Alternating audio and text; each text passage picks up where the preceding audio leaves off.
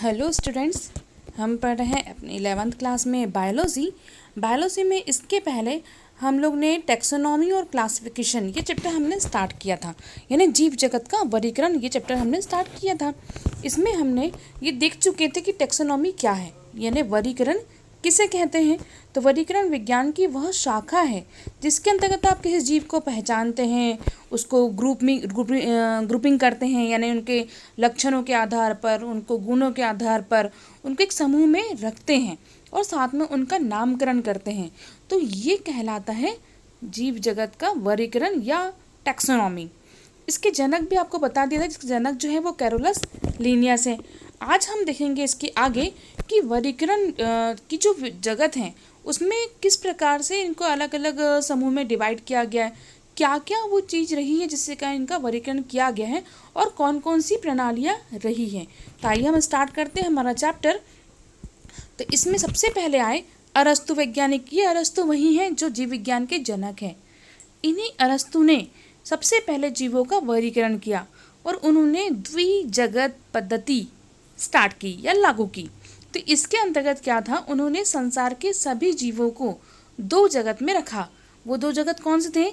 जगत प्लांटी और जगत एनिमेलिया, यानी वनस्पति जगत और जंतु जगत। तो इन दो भागों में उन्होंने डिवाइड किया। किंतु क्या था कि इसको बहुत अधिक मान्यता प्राप्त नहीं हुई, यानी वो बहुत अच्छी पद्धति नहीं थी। लेकिन स्टार्टिंग किसने की? अरस्तु ने ही की जीवों का वर्गीकरण करने की।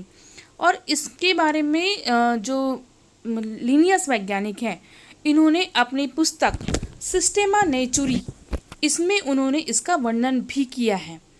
ठीक है, इसके आगे हम देख लेते हैं तीन जगत पद्धति। तीन जगत पद्धति यानी क्या हुआ कि इसमें जो हैकल नामक वैज्ञानिक है, अर्नेस्ट हैकल, इन्होंने क्या किया कि जीवों को वर्गीकरण के लिए तीन जगत दे दिए। अब वो तीन जगत कौन कौन से थे? वो थे जगत प्रोटिस्टा, जगत एनिमेलिया और जगत प्लांटी। ठीक है, तो इन्होंने इन तीन जगत का वर्गीकरण किया। यानी बीच में अपन बोल सकते हैं कि अरस्तु का जो वर्गीकरण था जंतु जगत और पादप जगत, उसमें उन्होंने एक जगत और लगा दिया, जगत प्रोटिस्टा। तो यहाँ पर एक प्रश्न बनता है आपके लिए कि जगत प्रोटिस्टा जो है वो किस वैज्ञानिक ने लाया? तो आपको याद होना रखना पड़ेगा कि जो ई हैकल है, इन्होंने सबसे पहले जगत प्रोटिस्टा के बारे में बताया। तो इसमें भी क्या हुआ कि ये पद्धति भी जो थी वो भी दोष मुक्त नहीं थी, इसीलिए इसमें और आगे हम बढ़ते हैं। अब आई चार जगत वर्गीकरण पद्धति। तो चार जगत वर्गीकरण पद्धति जो थी उसमें जीवों को चार जगत में डिवाइड किया। किसने किया? कोपलैंड नामक वैज्ञानिक ने। इन्होंने कोपलैंड ने क्या किया, चार जगत दिए जिसमें मोनेरा, प्रोटिस्टा, मेटाफाइटा और मेटाजोआ, ये चार जगत जो थे वो कोपलैंड ने अपने वर्गीकरण में दिए। अब इन्होंने क्या किया, सभी जीवों को अपने लक्षणों के आधार पर इन चार जगत में रख दिया। तो इसके बाद में आए पांच जगत प्रणाली जो अभी भी प्रचलित है। तो ये पांच जगत प्रणाली के अंतर्गत जीवों को पांच जगत में रखा, उनके गुणों के आधार पर, उनके संगठन, शारीरिक संगठन के आधार पर, संरचना के आधार पर, जीवन पद्धति के आधार पर। तो इन्होंने क्या किया, इनको समस्त जीवों को पांच जगत में डिवाइड कर दिया। अब किसने रखा? व्हीटेकर ने। ये वैज्ञानिक का नाम आप जरूर याद रखिएगा, R.H. व्हीटेकर। इन्होंने पांच जगत वर्गीकरण दिया है। तो इसके बाद हम देख लेते हैं जीवधारियों का वर्गीकरण जो था उन्होंने कौन कौन से पांच जगत में वर्गीकृत किया R.H. व्हीटेकर ने। तो ये थे मोनेरा, प्रोटिस्टा, पादप, कवक और एनिमेलिया, यानी मोनेरा, प्रोटिस्टा, प्लांटी, फंगी और एनिमेलिया। तो ये पांच जगत के नाम हैं। एनिमेलिया जगत को जंतु जगत भी कहा जाता है। अब हम देख लेते हैं पांच जगत वर्गीकरण का आधार। ये आधार या मतलब क्या होता है कि इन्होंने जो व्हीटेकर नामक वैज्ञानिक हैं उन्होंने क्या किया, कुछ पॉइंट लिए, उस पॉइंट के आधार पर जीवों का वर्गीकरण किया। जिसमें सबसे पहला है कोशिका की संरचना के आधार पर। संरचना के आधार पर आपको पता है कि कोशिका जो होती है वो दो प्रकार की होती है, प्रोकैरियोटिक कोशिका और यूकैरियोटिक कोशिका। जिन कोशिकाओं में केंद्रक होता है उसमें उसे कहते हैं हम यूकैरियोटिक कोशिका, और जिनमें अस्पष्ट केंद्रक होता है उसे कहते हैं हम प्रोकैरियोटिक कोशिका। तो ये तो हो गया इसका कोशिका की संरचना के आधार पर। सेकंड है शरीर संगठन के आधार पर। शरीर संगठन मतलब क्या कि आपको इस पिक्चर में दिखाई दे रहा है कि कोशिका जो होती है वो दो प्रकार की है, प्रोकैरियोटिक और यूकैरियोटिक। जीव जो होते हैं वो कोशिका की संख्या के आधार पर दो प्रकार के होते हैं, एक कोशिकीय जीव और बहुकोशिकीय जीव। एक कोशिकीय जीव यानी क्या होता है कि जिनमें जीवन की समस्त क्रियाएं एक ही कोशिका में संपन्न होती हैं, और बहुकोशिकीय यानी जिसमें बहुत सारी कोशिकाएं होती हैं। इसके बाद हम देखते हैं पोषण के आधार पर। तो पोषण के आधार पर जीव जो होते हैं वो दो प्रकार के होते हैं, ऑटोट्रॉप्स और हेटरोट्रॉप्स। यानी जो अपना भोजन स्वयं बनाते हैं वो स्वपोषी यानी ऑटोट्रॉप्स, और जो अपने भोजन के लिए किसी दूसरे जीव पर निर्भर होते हैं वो हेटरोट्रॉप्स। यानी स्वपोषी कौन हो गए, हरे पेड़ पौधे, और हेटरोट्रॉप्स यानी परपोषी जो होते हैं वो दूसरे जीव।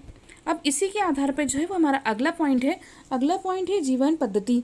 यानी जो जीव हैं वो उत्पादक हैं, उपभोक्ता हैं या अपघटक हैं।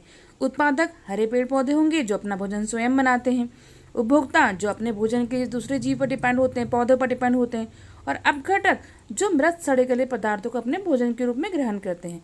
तो इन्हीं आधार पर जीवों का वर्गीकरण किया आर.एच. व्हिटेकर ने।